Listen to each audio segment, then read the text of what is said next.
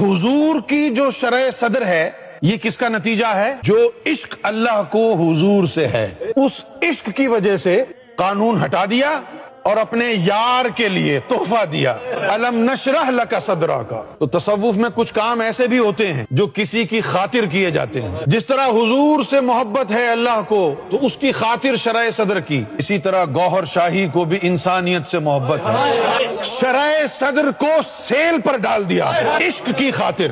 طالب بیا تارسانم روز اول باخدا، جیسا بھی ہے آ جا۔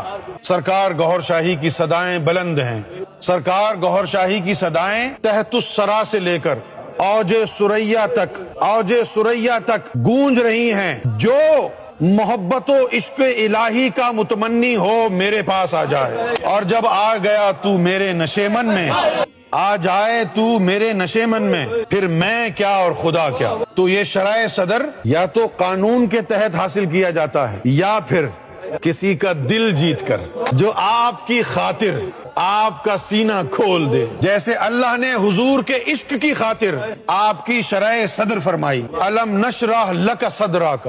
اب یہ جو لکا ہے اس کی تشریحات میں قاضی عیاض نے لکھا ہے کہ یہ اللہ کے فضل کی نشانی ہے، جو چیز قاعدہ اور قانون سے حاصل نہ ہو اللہ کسی کی خاطر دے دے، وہ فضل ہے۔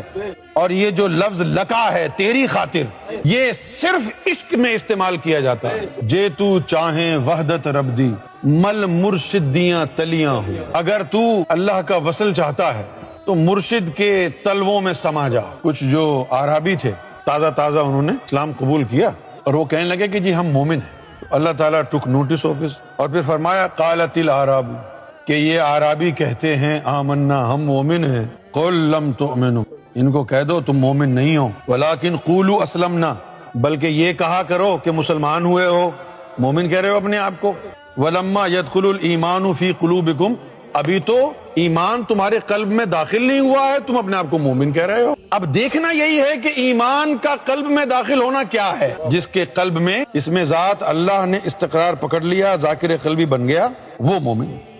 کہ یوم لا ینفع مال ولا بنون الا من آتی اللہ بقلب سلیم، کہ اس روز یوم محشر میں نہ بیٹے منافع بخش ہوں گے، نہ بیٹے کام آئیں گے، نہ آپ کا مال کام آئے گا۔ اس دن کامیاب وہ ہوگا جو قلب سلیم لایا، جو قلب سلیم لایا۔